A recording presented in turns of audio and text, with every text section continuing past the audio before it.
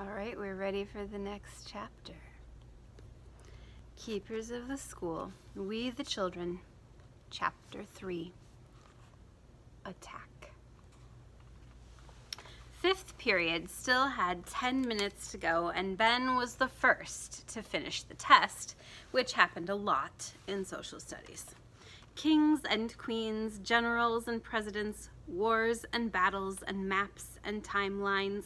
He loved seeing how all the people and events fit together. It was like a huge jigsaw puzzle. He turned the test over, folded his arms on top of it, and put his head down. He tried to let his mind go blank, tried to let all the tangled events of the day drift away. But as he stared at the far wall, the portrait of George Washington caught his attention. And then he saw that the man had blue eyes, and that made him start thinking about Mr. Keene again. And he didn't want to. So he closed his eyes. Then he yawned and started feeling like he might fall asleep, and he didn't want to do that either. So he made himself sit up, and he turned his head to look out the window a while. As always, the view was fantastic. Even better than the view from the captain's tombstone. Mrs. Hinman's room was on the 3rd floor of the original Oaks School, and the big windows faced due east.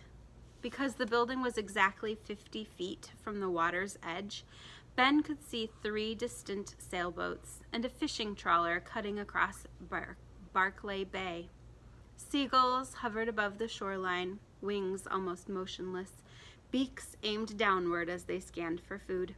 And a few hundred yards out, 2 kayakers made their way south, paddles flashing in the sunlight, both boats bright yellow against the blue waves. This building had been a school since 1783, and Ben thought of all the other kids like him, thousands and thousands of them, who had sat staring out to sea through these very same windows, wishing they were on board some ship sailing away from Massachusetts, headed for distant lands. Ben had lived all his life a few blocks from this place. His mom and dad had pushed him on the playground swings back when he was little. Ben had climbed most of the trees and had played twilight games of kick the can on the wide lawns. He had spent hot afternoons sitting on the harborside wall with a fishing pole. And in just 4 weeks, the old school would be completely gone, torn down, and hauled away. Because it was, like Mr. Keene had said, the Edgeport Town Council had voted, and the school and the 20 acres around it had been sold to a big company that wanted to build a theme park, but the sale hadn't happened overnight or anything. For the past several years, it seemed like every time we flipped past the local cable TV channel, there was some noisy public hearing about it. And Ben knew he had mostly tuned it all out, because why try to fight against the inevitable? The town council had called the final deal a great step forward, a leap of progress for Edgeport. But to Ben, it looked like the past had done battle with the future, and as usual, the future had won. The whole town was changing faster and faster, and Ben hated it. As he stared out to sea, a sarcastic smile formed on his lips, almost a sneer. Welcome to the exciting new theme of Benjamin Pratt's life, change. When his parents separated 2 months ago, it had come as a complete surprise. One morning it was, Ben, your mom and I have something we need to discuss. And the next day, his dad had moved out. His dad still lived close by, actually very close. He was staying on their sailboat, which was docked at Parsons Marina, less than half a mile south of the school along the waterfront, so he got to see his dad all the time. But the separation was a huge, unwelcome change. A sudden motion in the air off to the right caught Ben's eye. It wasn't a gull or some other seabird out there. No, this thing was big. As big as a sailboat? No, as big as a mailbox on a street corner, except it was reddish brown and wider at the bottom than it was at the top. The thing was gliding away in a low, lazy arc out over the water of the bay. But then it slowed until it hung in mid-air about 300 feet away from the old school building. That's strange. And as he watched, this odd-shaped lump began moving again, heading straight back toward the school, picking up speed, coming faster and faster. Ben tried to shout a warning, tried to scream, "Hey, that thing! It's coming! It's almost here!" But fear clamped his throat shut.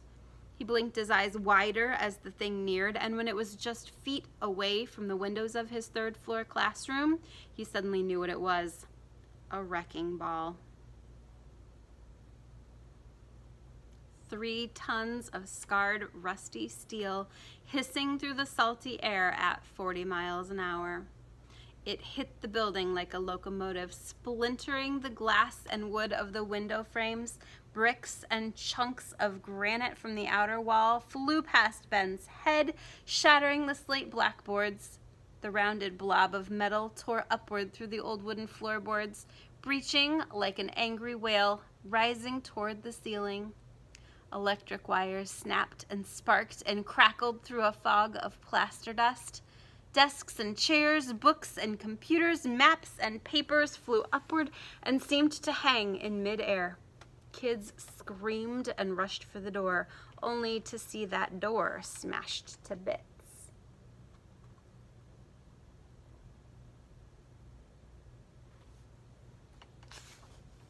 And Ben still couldn't move, couldn't shake, couldn't make a sound.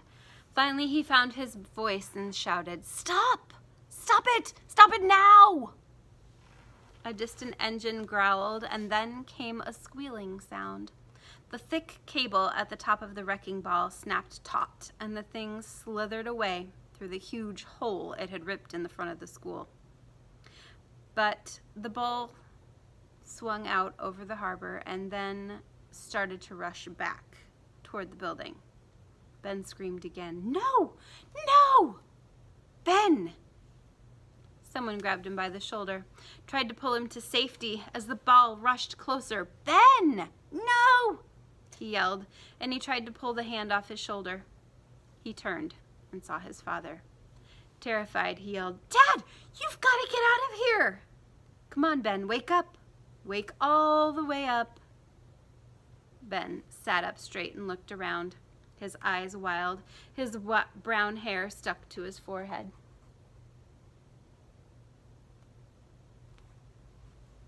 It was Mrs. Hinman who'd been shaking him, and all the kids in the class stared, a few looking concerned, but most of them laughing and whispering to each other. Mrs. Hinman clapped her hands twice. "Hush, everyone, quiet. You've got 5 more minutes to finish the test." The room went silent again. Ben heard a snort from his right and turned to see Robert Garrett with a big grin on his face, which was just like him. He loved it when Ben messed up. Mrs. Hinman could see Ben was all right, so she walked back to the front of the class. And Ben was all right. Sort of. He sat there, his face bright red, his palms pressed flat against the test papers on his desk. His heart was still pounding, partly from embarrassment, but mostly because that dream had been so awful. He turned to sneak a quick peek out the window just to be sure things really were okay. No wrecking ball, not today. But like his mom's and dad's separation, that part wasn't a dream. The wrecking ball was coming for real, and soon. Because Mr. Keene was right, the school was definitely under attack. Chapter 4, Whiff. Ben knew that Ms. Wilton would have excused his tardiness for homeroom if he had explained about stopping to help Mr. Keene, but he didn't want to talk to anybody about that, especially now that the man was dead, and he also hoped the school secretary didn't tell anyone he was there in the workroom, because back when he was in 1st grade, A kindergarten teacher had died in a car crash, and someone had made him spend half an hour with a grief counselor. And he didn't want to have to do that again, ever. So Ben walked into the art room exactly 5 minutes after the dismissal bell, because being late for detention meant staying 2 days after school. He set his book bag on a table near the back of the room. Ms. Wilton was standing at the big paint-splattered sink in the front corner, a bucket in one hand and a large sponge in the other. There was a puddle of water around her feet. When she heard him pull out his chair, she jerked her head around. "Oh, good, it's you. Go get the janitor and tell him I've got a flood in here. The drain is clogged and the faucet is broken. Hurry!" Ben ducked back into the hallway and trotted toward the front of the building. In less than 30 seconds, he was at the door of the custodian's workroom for the second time today.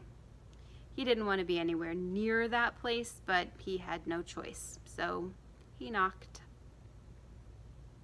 Nothing. He knocked a second time, then called, "Mr. Lyman?" From far down the hall, a deep voice boomed out, "Somebody looking for me?" Ben jogged all the way to the front hall, and when he turned the corner, the custodian was coming out of the nurse's office. He was pushing a wheeled metal bucket with a mop handle sticking out of the yellow wringer. A sharp smell of vomit brought Ben to a sudden stop. "Ms. Wilton sent me from the art room. She says there's a broken faucet and a clogged sink. It's leaking on the floor." Mr. Lyman, his dark brown eyes set deep in his skull, scowled and looked down at Ben. "Third time since February," he said, and began pushing the bucket forward again. As they headed toward the rear of the building, the janitor's longer stride put him out ahead right away. But Ben didn't try to keep up. He hated that smell, plus he was in no great rush to get back to detention. So he took a long drink at the water fountain, then dawdled along and looked at a big bulletin board about dinosaurs. When he came to the custodian's room again, he tiptoed to the doorway and looked in. Lyman was in front of the workbench, rummaging through some metal bins and muttering to himself. To the right of the bench, Ben saw a red door with the words "Boiler Room" painted in black letters. And in yellow and black letters above the doorknob, a warning, "Caution, steps down."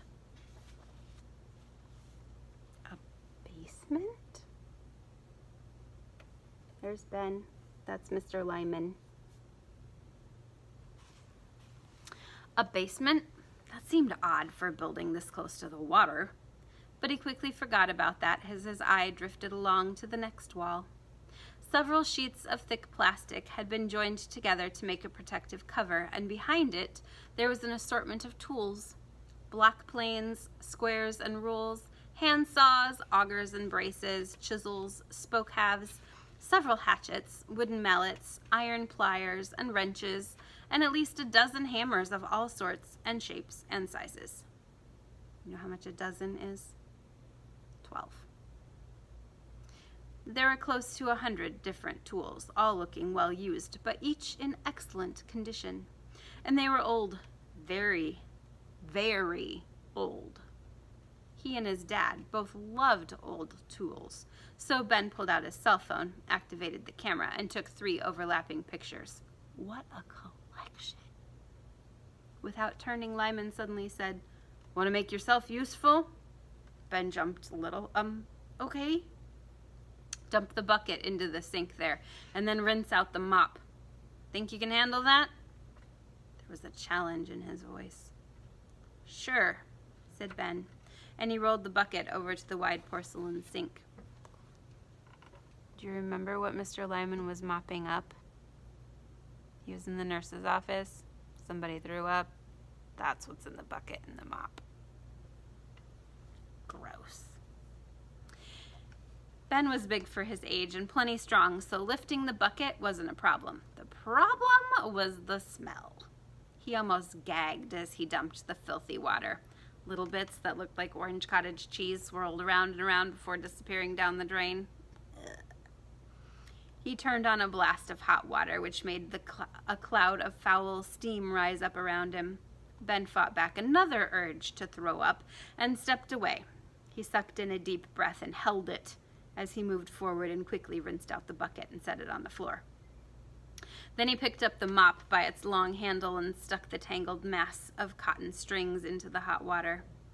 He exhaled loudly, then took another cautious breath. Gross! The smell was everywhere. He turned from the sink to see Lyman watching him. Pretty sure it was you I saw this morning, leaving the room here, after they hauled the old man away. Startled, Ben quickly turned back to the sink and grabbed the mop handle, holding the strings under the water. His heart began thumping and he felt his face start to heat up, but he pretended to be busy with the cleanup. When he glanced over at the bench again, the janitor was dropping nuts and bolts and washers into a small plastic bag. As if he knew Ben was watching, he began talking again. Strange bird, that one. But he sure knew this building. Loved this place. Hated how it's gonna get torn down. And he was half crazy, too. Said he had a way to stop it. Said he took his orders straight from Captain Oakes himself. Lyman paused. You two probably talked a little, eh? Or maybe he gave you something? Ben squeezed the mop handle so hard that his knuckles went white. Did Lyman know about the coin? Had Mr. Keen told him about it? Or maybe even shown it to him? He took a quick breath, and this time the sharp smell hit him like a kick in the stomach. He lunged forward and bent over the big bucket, grabbing it with both hands. He didn't quite throw up, but he did get a taste of that second piece of chocolate cake from lunch. Ben backed away from the sink again, gasping for air, furious at himself for seeming so weak. Still, he was glad to have an excuse for not talking, because he wasn't going to tell Lyman a thing. Ever. He had sworn not to. Lyman smiled. Throw a cup of that powder from the white pail onto the mop head helps cut the stink. And do the same for the bucket. Ben did as he was told, but he didn't like the look of the man's smile. Lyman wasn't just fishing for information, he was also having a little fun. The guy thought he was being clever, getting some dumb kid to do a nasty job for him. And Ben remembered the old janitor's warning, Lyman's a snake. As the custodian began tossing tools into a canvas bag, he said, How about you roll that bucket and mop over to the art room for me? I'll be along in a minute. No thanks, said Ben. I'm going to go wash my hands. Turning round to face him, Lyman frowned. You can wash up right there at the sink, and then push that bucket for me. Ben looked him in the eye and shook his head. Speaking politely, he said, Thanks, but I'd rather not. Then he turned around and walked out. He wanted to shout, You are not my boss, and I will tell you nothing. But shouting hadn't been necessary. The message got through anyway, loud and clear, and politely.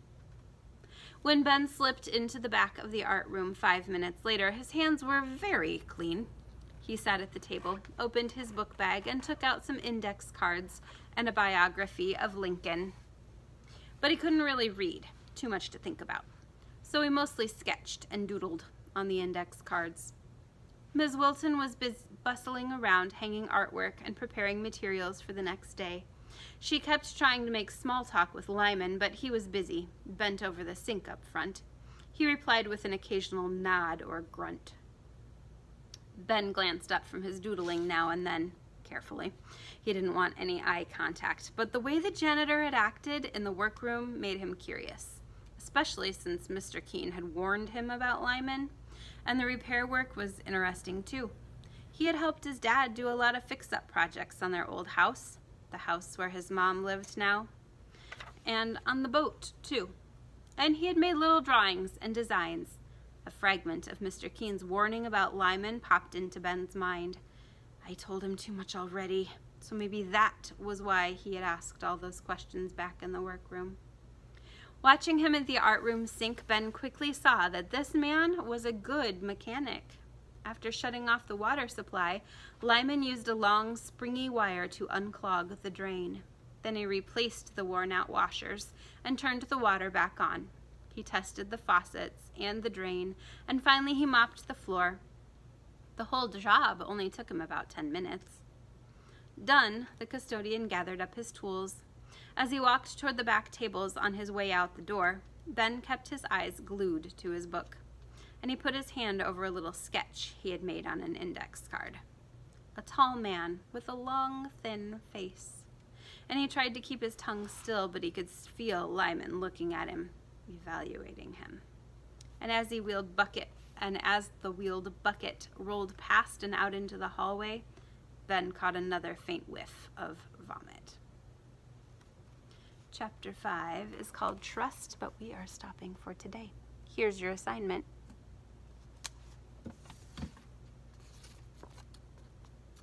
Where does this story take place? What is the setting? Where does it happen? And which character do you like most so far, and why? You haven't met lots and lots, but you've met at least 4. Which character do you like most so far? Why? Those are the 2 things you need to tell me. You can tell me in a video, you can tell me in a message, type it, take a picture, write it on a note and take a picture is what I meant, whatever.